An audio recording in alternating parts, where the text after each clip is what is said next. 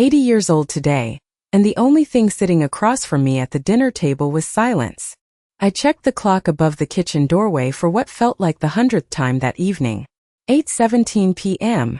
The roast had gone cold nearly an hour ago. The candles I had carefully arranged along the center of the dining table had burned halfway down, leaving thin rivers of wax across the silver holders George bought me for our 25th anniversary. I had spent 3 weeks planning my birthday dinner, 3 weeks making grocery lists, polishing the good china, and pressing my favorite pale blue tablecloth until every wrinkle disappeared. I even drove 40 minutes to a bakery in Cedar Falls because Daniel always loved their coconut cream pie when he was a boy. The dining room looked beautiful. Too beautiful for a room no one entered. 8 chairs surrounded the table. 8 place cards written in my best cursive handwriting. Daniel, Melissa, Sophie, Tyler, my sister Nancy and her husband Frank. Even little Olivia had her own tiny plate beside her mother's chair. I kept telling myself there must be traffic. Maybe someone forgot the time. Maybe Daniel's phone battery died. Those small lies comforted me for exactly 20 minutes before the truth slowly settled into the room beside me. No one was coming. I stared at my phone resting beside my water glass. No missed calls. No texts. Nothing except a pharmacy reminder and a weather alert warning about rain later that night. Outside my dining room window, the streetlights glowed softly against the dark suburban neighborhood where George and I had raised our son nearly 50 years ago. Everything looked normal, peaceful. Meanwhile, my birthday dinner sat untouched like a photograph from someone else's life. I stood slowly and walked into the kitchen. The mashed potatoes had formed a skin across the top from sitting too long. The green beans were cold. The turkey gravy I made from scratch had thickened in the saucepan. I placed both hands against the counter and lowered my head for a moment, trying to steady the ache building inside my chest. George used to say our house felt warm because I filled it with too much love. Tonight, it felt like a museum nobody visited anymore. I finally picked up my phone and called Daniel. The line rang 4 times before someone answered. But it wasn't my son. "Oh," Melissa said brightly, almost too brightly. "Evelyn. I thought this was Tyler's soccer coach." Her voice sounded distracted, muffled by loud music and people laughing somewhere behind her. I froze. Then I heard the clink of glasses. A burst of laughter. Someone shouting, "Another toast." My fingers tightened around the phone. "Melissa," I said carefully. "Where's Daniel?" There was a pause just long enough to feel deliberate. "He's outside near the pool," she replied. "Pool." My stomach tightened. "Pool." Another small silence. Then I heard a man's voice in the background say something that made the blood drain from my face. To Mom finally moving out peacefully. More laughter followed. Real laughter. Warm laughter. Family laughter. Just not with me. Melissa lowered her voice slightly. "Oh dear," she said softly, like she had just remembered something inconvenient. "Daniel forgot to tell you?" I looked back toward my dining room. 8 untouched plates. 8 folded napkins. 8 empty chairs glowing under soft chandelier light. Suddenly I understood. This wasn't forgetfulness. This wasn't bad timing. My family wasn't missing my birthday dinner. They were together somewhere else while I sat alone waiting for them. And whatever they were celebrating tonight had something to do with me. I did not answer Melissa right away. I simply stood there in my kitchen with the phone pressed against my ear, while the sound of my family celebrating drifted through the speaker like music from another world. Someone uncorked a bottle in the background. I heard Sophie laugh softly. Then Daniel's voice, lower than the others, though I could not make out the words. Melissa finally cleared her throat. "Evelyn," she asked carefully, "are you still there?" I glanced toward the dining room again. The candles flickered weakly now, casting long shadows across the empty chairs. One of the ice cubes in my untouched glass of water cracked softly. It was such a small sound, but in that moment it felt unbearably loud. "You are all together?" I asked quietly. Another pause. "Well," Melissa said, dragging the word out gently, "this was kind of last minute." Last minute. I nearly smiled at that.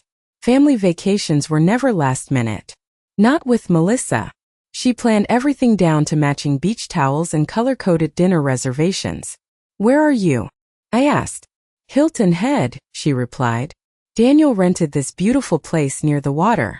It has 6 bedrooms, a heated pool, and this gorgeous deck overlooking the marina. Honestly, it felt silly leaving it empty this weekend. I closed my eyes for a second. Hilton Head was almost 600 miles away from Cedar Falls. They had packed suitcases, made reservations, arranged time off work, packed swimsuits for the grandchildren, and not one person had thought to tell me. Or maybe they had all decided together not to. Melissa, I said slowly, tonight was my birthday dinner. She exhaled softly into the phone, the kind of sigh people use when discussing someone difficult. Daniel said you would understand, she replied. Understand what? The music behind her lowered slightly, as if she had stepped farther from the party. Evelyn, she said carefully, you have been alone ever since George passed away. We all worry about you. There it was. Not cruelty. Not yelling. Something worse. Polite concern wrapped around quiet disrespect. I leaned against the kitchen counter, suddenly exhausted. George had been gone for 3 years now. 3 years since the heart attack that took him on a rainy Tuesday morning, while he was watering the hydrangeas in the backyard. 38 years of marriage reduced to a folded flag and a cedar box sitting on my bedroom shelf. After he died, everyone promised they would visit more often. Daniel had stood in this very kitchen holding my hands, telling me I would never be alone. But promises fade faster than photographs. At first, the calls became shorter. Then birthdays were forgotten. Then holidays became complicated. Melissa always had a reason. The children had soccer practice. Flights were expensive. The roads were bad. Someone had a cold. Last Thanksgiving they canceled too. Hours before dinner because Tyler supposedly had the flu. Later that night I saw photographs online of the entire family at Melissa's brother's lake house smiling beside a bonfire. I remembered staring at those pictures while eating turkey leftovers alone in my living room. Daniel should probably talk to you directly, Melissa said. Her tone had shifted now, slightly firmer. More controlled. About what? I asked. I heard movement. A sliding glass door opening. Then Daniel finally came onto the line. Mom. Just one word. Flat. Tired. Like speaking to me had already become a burden. Daniel, I whispered. Why was I not invited? Silence stretched between us. Then my son said something that made the room around me feel suddenly cold. Mom, he said carefully. We have all been talking, and maybe it is time to start discussing what comes next for you. For a moment I could not answer my son. I simply stood there gripping the edge of the kitchen counter while rain began tapping softly against the windows above the sink. Daniel had always hated silence when he was younger. As a little boy, he filled every room with noise, questions, laughter, endless stories about school and baseball cards and whatever dream had captured his imagination that week. Now his silence felt different, careful, measured, like someone rehearsing difficult words before finally saying them out loud. What comes next for me? I repeated quietly. I heard Daniel exhale into the phone. Mom, please do not make this harder than it already is. Harder. The word settled heavily in my chest. Behind him, someone turned the music lower. I imagined Melissa standing nearby listening to every word with her arms folded across one of her expensive linen sweaters. You have been alone in that house for years, Daniel continued. It is too much for one person your age. I looked around my kitchen slowly. The white cabinets George painted himself one summer after refusing to pay a contractor $12,000 for something he claimed he could do better. The ceramic cookie jar Daniel made in 3rd grade still sitting beside the stove. The old clock above the refrigerator ticking steadily through every season of our family's life. Too much for one person. I managed just fine, I said calmly. You forgot to pay your water bill last winter, Daniel replied quickly. That happened once because I had pneumonia. And Sophie said you got confused driving home from church a few months ago. I frowned slightly. The highway was under construction. Another pause. Then his voice softened in that careful way adults speak to someone they have already decided is fragile. Mom, nobody is saying you cannot take care of yourself completely. We just think maybe it is time to start considering some options. Options. Such a polite word for being pushed aside. I walked slowly back into the dining room carrying the phone with me. The birthday cake sat untouched beneath the chandelier. White frosting. 80 small silver candles still in the box beside it, because I had decided lighting all of them might look ridiculous. George would have laughed at that. He always said growing old was something people should celebrate loudly because too many never got the chance. I pulled out my chair and sat down carefully. What exactly have all of you been discussing? I asked. This time Daniel hesitated long enough to answer the question without meaning to. They had been discussing it for a while. There is a really beautiful assisted living community about 20 minutes from us, he said finally. It has gardens and walking paths and a full medical staff. They do movie nights and social events and… You picked a nursing home for me. My voice remained quiet, but something in the room changed after I said the words aloud. Assisted living. Not a conversation. Not a suggestion. A plan. I suddenly remembered strange little things from the past year. Melissa insisting I give Daniel copies of my house keys just in case. Daniel asking unusual questions about my medications at Christmas. Melissa offering to organize my financial paperwork because it gets confusing after 80. Last month, Tyler joking that I would probably end up in one of those retirement condos with golf carts everywhere. At the time they had all laughed. Even me. Now every memory returned sharper than before, like puzzle pieces finally locking together. Mom, Daniel said gently, you do not need this big house anymore. I stared at the empty chairs surrounding my birthday table. Your father built this house for me, I said softly, and he expected me to grow old in it. Daniel lowered his voice. Dad is gone. The words landed harder than he probably intended. For several seconds neither of us spoke. Then from somewhere behind him I heard Melissa ask quietly, Did you tell her about the realtor? My heartbeat slowed instead of quickened. Sometimes shock does that. It turns pain cold. Daniel immediately muttered something away from the phone, but it was already too late. Realtor. I looked around my dining room one more time and suddenly understood something terrifying. My family had not simply forgotten my birthday. They had already started planning a future where I no longer lived inside this house at all.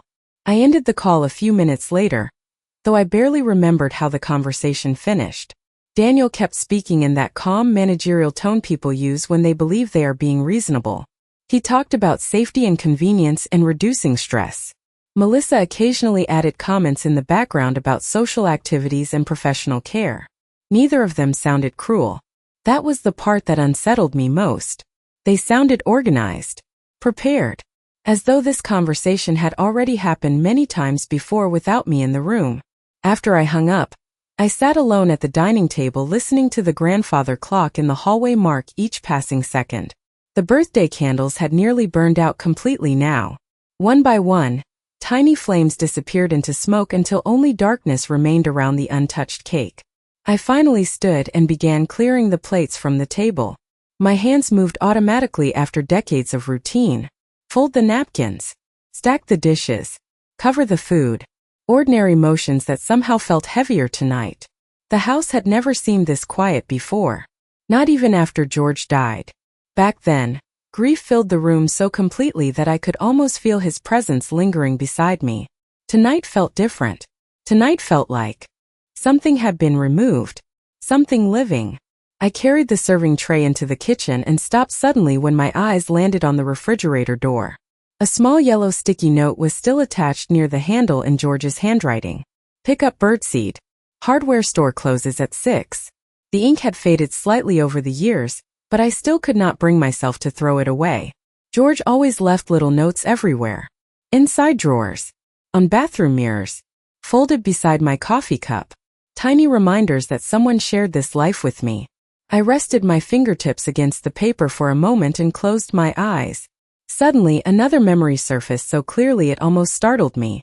2 summers before George passed away, we had attended Tyler's 8th birthday party at Daniel's house.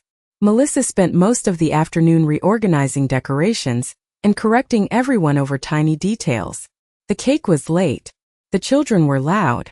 Daniel looked exhausted the entire day. At one point George leaned close to me while we stood near the grill in their backyard. That woman does not like losing control, he murmured quietly. I remember nudging his arm and telling him not to be unfair. Melissa was organized, not controlling. George had only smiled faintly before taking another sip of iced tea. Maybe, he said. But pay attention to what happens whenever things are not about her. At the time I dismissed it.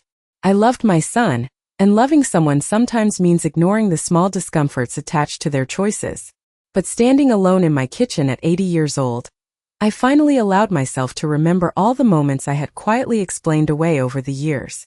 Melissa changing holiday locations at the last minute. Melissa deciding who hosted Thanksgiving. Melissa answering Daniel's phone more often than he did himself. Melissa encouraging me to simplify my finances after George passed away. Last spring she even offered to help organize my medications into labeled containers because she claimed older people often mixed pills up accidentally. I remember laughing softly then, telling her I had managed my own prescriptions just fine for decades. She smiled back, politely, but there had been something cold behind her eyes for only a second before it disappeared again. I opened the refrigerator and carefully placed the untouched birthday cake inside beside a container of potato salad no one ate. Then I switched off the kitchen light and stood alone in the darkness for a moment. Rain continued falling steadily outside.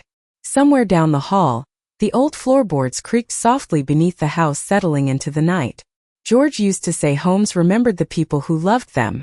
If that was true, then these walls knew everything. They knew how hard we worked for this life.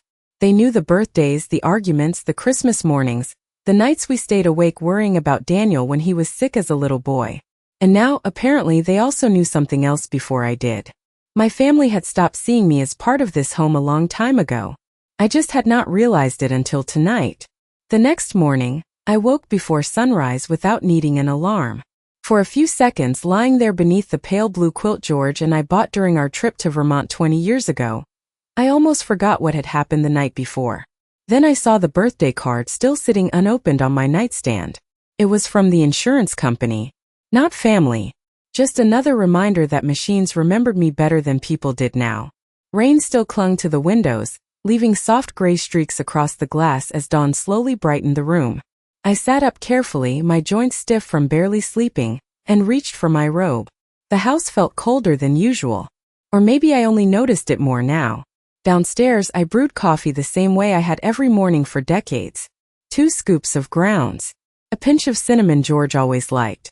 The familiar smell filled the kitchen slowly, wrapping itself around the silence. I carried my mug into the living room and sat beside the front window overlooking the street. At 7:32 exactly, my phone buzzed against the side table. For one foolish second my heart lifted. Maybe Daniel regretted last night. Maybe Sophie wanted to apologize. Maybe someone finally realized what they had done. But the screen showed only a pharmacy text reminding me to refill my blood pressure medication. I almost laughed at myself. By late morning, the clouds had finally begun clearing. Sunlight stretched weakly across the hardwood floors when the doorbell rang unexpectedly. I frowned, setting my coffee down carefully before walking to the front door. Sophie stood on the porch alone wearing an oversized sweatshirt and white sneakers, her blonde hair pulled into a loose ponytail. At 19, she still carried traces of the little girl who used to spend weekends baking cookies in my kitchen, while George taught her how to plant tomatoes in the backyard. But today her face looked pale and tense. "Hi, Grandma," she said softly. "Can I come in?" I stepped aside immediately. Sophie entered quietly, clutching her phone tightly in both hands. Something about her expression made my stomach tighten before she even spoke. "Your parents know you are here?" I asked gently. Sophie hesitated just long enough to answer the question honestly without words. I led her into the kitchen, and within minutes I was placing a plate of toast in front of her even though she insisted she was not hungry. Some habits never leave mothers. Or grandmothers. Sophie stared down at the table for several seconds before finally speaking. "Grandma," she whispered, "I did not know they were going to do that to you yesterday." I sat across from her quietly. "Did not know what?" Her eyes filled slightly with tears she seemed embarrassed to show. "The dinner. The trip. All of it." She swallowed hard. "Mom told everyone you said you were tired and did not want to celebrate your birthday this year." I felt something cold move slowly through my chest. Not sharp pain anymore. Something calmer. More dangerous. "I see," I said softly. Sophie nodded quickly. I only found out the truth after Dad answered your call last night. She glanced toward the kitchen doorway as if afraid someone might suddenly appear there. Then she lowered her voice even further. Grandma, there is something else you need to know. Without another word, she unlocked her phone and slid it carefully across the table toward me. A family group chat filled the screen. Photos from Hilton Head, poolside drinks, smiling faces, then messages underneath. Melissa had written most of them. One message near the top made my hands go still against the table. If we do not push this now, Evelyn will never agree to leave the house willingly. Another read. The realtor says timing is perfect before property taxes go up again. Lower on the screen, someone had asked whether they should still attend my birthday dinner first before discussing the move. Melissa replied with a laughing emoji. Better not to encourage false hope. I stared at the words for a very long time while sunlight spread slowly across the kitchen floor between us. Sophie looked at me carefully, waiting for me to cry. But I did not. I simply handed the phone back to her and folded my hands together quietly on the table. Because in that moment, for the first time since George died, I finally understood exactly what kind of people I was dealing with. After Sophie left that afternoon, the house felt different. Not emptier. Clearer. Like someone had finally opened curtains in a room I had spent years walking through in the dark. I stood alone at the kitchen sink for a long time, staring out at the backyard George loved so much. The rain from the night before still clung to the hydrangeas beside the fence, and a pair of cardinals hopped across the wet grass near the bird feeder he built by hand one summer after retirement. George always said people eventually reveal themselves if you stay quiet long enough. I used to think that sounded cynical. Now I understood it was experience. I carried my coffee into his old study and sat down slowly in the leather chair beside the window. The room still smelled faintly like cedar and aftershave. George had handled nearly all our finances during our marriage, not because he believed I could not, but because he genuinely enjoyed numbers and paperwork in the strange way some men enjoy crossword puzzles or fishing. After he died, I kept everything exactly as he left it for nearly a year. Filing cabinets untouched. Desk drawers organized down to the paper clips. Eventually I forced myself to learn it all. Bank accounts, investments, property taxes, insurance policies. At first, Daniel acted helpful whenever I had questions. Too helpful, I realize now. Last year he insisted I add his name as an emergency contact to several financial accounts. Melissa volunteered to organize my monthly bills into automatic payments because she claimed older people often became overwhelmed by paperwork. I remembered how grateful I felt back then. How relieved. Sitting in George's study now, I suddenly felt ashamed of how easily I had mistaken control for kindness. I opened the bottom drawer of George's desk and pulled out the thick black binder labeled estate documents in his careful block handwriting. Inside were copies of property records, trust agreements, retirement accounts, and legal correspondence neatly organized behind color-coded tabs. George believed preparation was a form of love. I turned pages slowly until one folded document slipped loose and landed softly across my lap. A letter. Addressed to me. My chest tightened immediately because I recognized his handwriting before even unfolding it. Evelyn, if you are reading this, then I am probably gone, and Daniel is probably listening to Melissa more than he listens to himself. I stared at the first sentence for several seconds before continuing. George's words felt so alive on the page that I could almost hear his voice beside me again. He wrote about the house. About wanting me to remain there as long as I wished. Then farther down the page, one paragraph made my heartbeat slow completely. I have updated the trust so that no beneficiary receives control of the property if they attempt to pressure, manipulate, or relocate you against your wishes. George knew. Somehow, years ago, he had already seen the direction this family was heading. I leaned back slowly in the chair while late afternoon sunlight stretched across the study floor. Suddenly, dozens of small memories rearranged themselves inside my mind. George refusing to discuss inheritance around Melissa. George insisting on separate legal protections after retirement. George quietly encouraging me to learn every financial account before he passed away. He had not been paranoid. He had been preparing me. A soft knock startled me from my thoughts. Sophie stood hesitantly in the doorway holding a grocery bag. I forgot to give you this, she said quietly. Inside the bag was a folder she had printed from her mother's laptop before leaving Hilton Head. Emails, realtor documents, notes about assisted living facilities, estimated sale values for my home. One page near the top had Melissa's handwriting across the margin. Once Evelyn transitions out, renovation costs should stay under $80,000. I read the sentence twice without expression. Then I carefully closed the folder and placed it back inside the bag. Sophie watched me nervously. "Grandma," she whispered, "are you okay?" I looked toward George's letter resting open across the desk beside me. Then I folded it carefully and smiled for the first time in days. "No," I said softly, "but your grandfather prepared me better than they realize."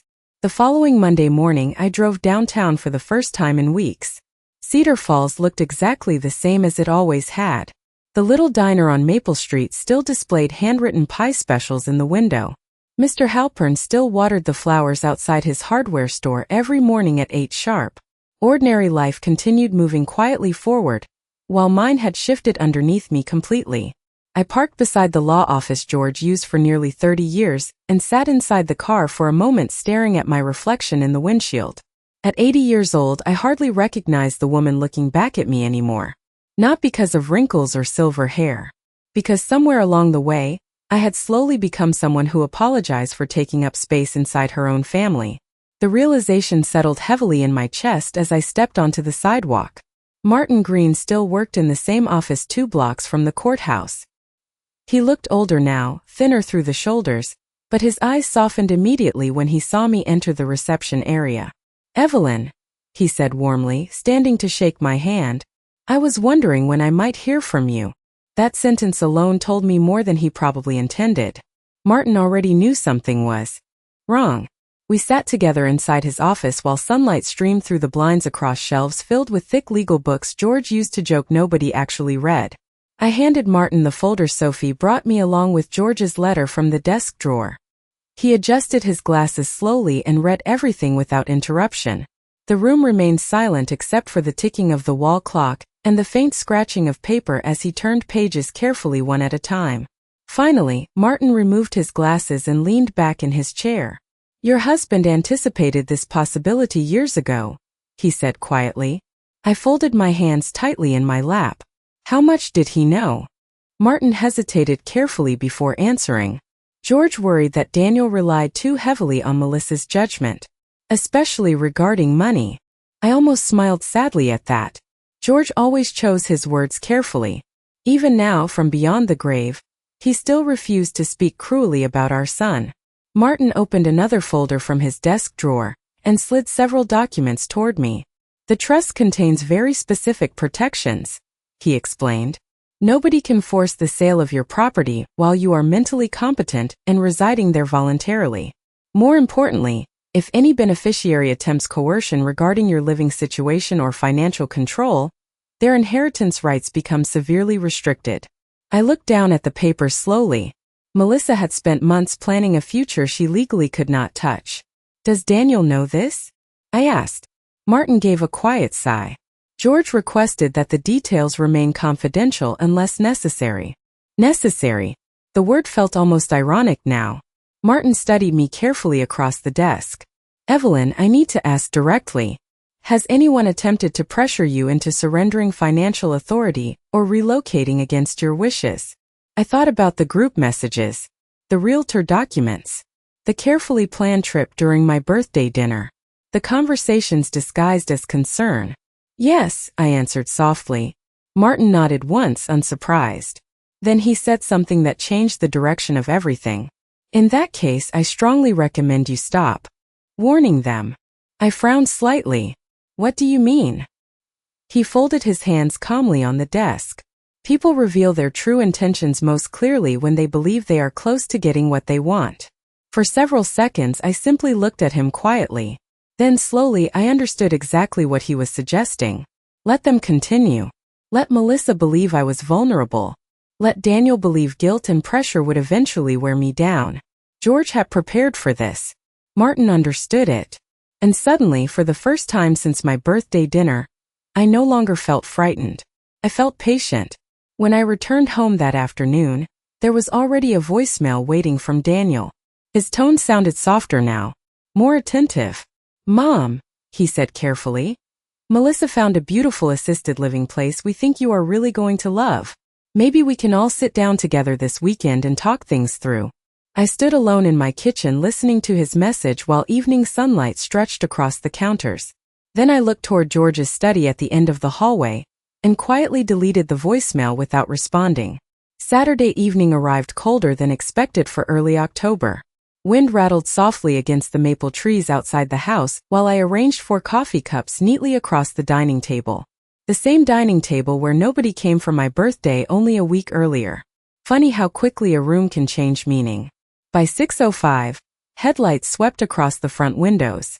Daniel's SUV pulled into the driveway first, followed closely by Melissa's white Lexus. I watched them through the curtains for a moment before opening the front door myself. Melissa entered carrying a bakery box and wearing a soft beige sweater that probably cost more than my monthly grocery bill. She smiled warmly the second she saw me. "Evelyn," she said sweetly, leaning forward to kiss my cheek. "You look wonderful." Daniel followed behind her carrying a folder tucked under one arm. Sophie came last, moving quietly through the doorway without speaking much. I noticed immediately that she avoided looking at her mother. "I brought apple turnovers from that little bakery. You like downtown?" Melissa continued brightly while walking toward the kitchen. "I thought we could make tonight feel cozy." Cozy. Such a careful word. Everything about Melissa tonight felt carefully chosen. Her voice. Her sweater. Even the bakery box.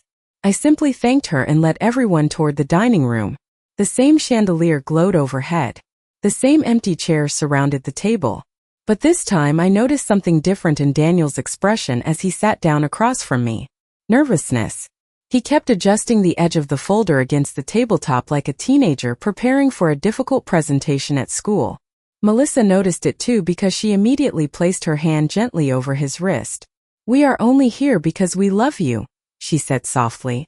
I almost admired how naturally the lies came to her. Daniel cleared his throat. "Mom, we found a place we really think you are going to love." He slid several glossy brochures across the table toward me. Photographs showed smiling elderly couples walking through gardens beneath sunny skies. White buildings with rocking chairs on wide porches. Fitness rooms. Community dinners. Group activities. Everything looked clean and expensive and carefully designed to make old age seem cheerful instead of lonely. "The staff there is incredible," Melissa added quickly. 24-hour medical support. Transportation services. Social events every day. Honestly, it feels more like a luxury resort than assisted living. I opened one brochure slowly without comment. Somewhere beneath the table, Sophie shifted uncomfortably in her chair. Daniel leaned forward slightly. "Mom, we know this is emotional, but this house is too much responsibility now. Especially after the confusion you have been having lately," Melissa added gently. There it was again. Confusion. Such a dangerous word when repeated often enough. I looked up calmly. "What confusion?" Melissa offered me a sad little smile. "Forgetting bills. Getting lost while driving. Misplacing paperwork." Daniel lowered his eyes instead of meeting mine directly. That hurt more than Melissa speaking, because deep down some part of my son knew exactly what they were doing. "We already toured the facility for you," Melissa continued smoothly. "There is even a room available immediately if we move quickly." Move quickly. I folded the brochure closed carefully. "And the house?" I asked quietly. Melissa answered before Daniel could. "Well, obviously selling this place would help cover future expenses." Future expenses. Another polished phrase hiding greed underneath it. I glanced toward the hallway leading to George's study, then back toward the 2 people sitting across from me pretending concern while calculating renovation costs behind my back. "Actually," I said softly, "I have been thinking quite a bit these past few days." Melissa's posture straightened slightly. Daniel looked relieved too quickly. They thought they were winning. "Good," Melissa said warmly. "That is all we wanted." I folded my hands together on the table and allowed a small tired smile to cross my face. "Maybe you are right," I said quietly. "Maybe it really is time for a change." The relief that flashed across Melissa's face lasted less than 2 seconds before she controlled it again. But I saw it. Sophie saw it too. And suddenly, for the first time since this began, I understood exactly how easy it would be to let them believe I had surrendered. Over the next 2 weeks, I became exactly what Melissa wanted me to be. Quiet, agreeable, tired. I let long silences linger during phone calls. I pretended to forget small details on purpose. Once, during lunch with Daniel, I asked the same question twice about Tyler's soccer season, and watched concern flicker across his face immediately. Melissa noticed too. She always noticed everything. "Maybe all this stress is becoming too much for you," she said gently while stirring cream into her coffee. I only smiled faintly and looked out the restaurant window as though I had not fully heard her. It amazed me how quickly people relax once they believed you were no longer a threat. Melissa became warmer than she had been in years. She called more often, sent flower arrangements, dropped off brochures for assisted living communities highlighted with handwritten notes beside the best options. Daniel began discussing timelines openly now. Realtors visited the neighborhood twice within 1 week. One afternoon, I even overheard Melissa standing in my driveway telling someone on the phone that the kitchen would need a complete remodel before listing the property. She spoke about my home the way people discuss furniture at an estate sale. Through all of it, I remained calm. Martin handled everything quietly behind the scenes. Updated records, legal protections, copies of every message Sophie provided. George's trust remained exactly where it needed to be, waiting patiently like a locked door nobody else realized existed yet. Then, on the 3rd Sunday after my birthday, Daniel invited me to what he called a family planning dinner at their house. The moment I arrived, I understood this was meant to be the final conversation. Melissa had set the dining room beautifully. Candles glowed softly across the table beside expensive wine glasses and neatly folded linen napkins. Tyler and Olivia were absent, supposedly spending the night with friends. Sophie sat near the end of the table unusually quiet, her eyes fixed downward most of the evening. Daniel barely touched his food. Melissa, meanwhile, moved through dinner with smooth confidence. She believed everything was already settled. Halfway through dessert, Daniel finally cleared his throat nervously. "Mom," he began carefully, "we found an opening at Rosewood Estates starting next month." Melissa reached across the table and touched his hand supportively. "It really is perfect for you, Evelyn," she said softly. "And once the house sells, you will never have to worry about maintenance or finances again." I placed my fork down gently beside my plate. "Actually," I said quietly, "there is something I should probably share before anyone makes further plans." Melissa's smile flickered slightly for the first time all evening. I reached into my purse and removed a sealed envelope Martin prepared earlier that week. Then I slid it calmly across the table toward Daniel. He frowned while opening it. The room remained silent except for the faint hum of the refrigerator from the kitchen nearby. I watched his expression change slowly as he read. Confusion first, then disbelief, then something colder. Melissa leaned closer, reading over his shoulder. "What is this?" she asked sharply. Her polished composure cracked instantly. Daniel looked pale now. "It is your father's trust agreement," I answered softly. "Specifically the section protecting me from coercion regarding my home and finances." Melissa straightened immediately. "Coercion?" she repeated too quickly. "Nobody coerced anyone." Sophie finally looked up then. "Mom," she said quietly, "you literally planned Grandma's move before even telling her." Melissa turned toward her daughter with stunned anger flashing across her face. But I continued speaking before she could respond. "George understood something years ago that I refused to see," I said calmly. "He knew this family might eventually mistake my kindness for weakness." Daniel stared silently at the paperwork still trembling slightly in his hands. Any beneficiary attempting to manipulate or pressure Evelyn Carter regarding her residence forfeits significant inheritance rights. He read aloud quietly, almost unable to believe the words himself. The room became very still after that. Melissa's face drained of color completely. Suddenly every polite visit, every realtor meeting, every carefully planned conversation had transformed into evidence against them. I folded my napkin neatly beside my untouched dessert and stood slowly from the table. "I spent my entire life building this family," I said softly. But I will not spend whatever time I have left begging to remain inside it. Then I picked up my purse, walked calmly toward the front door. And for the first time in years, nobody tried to stop me.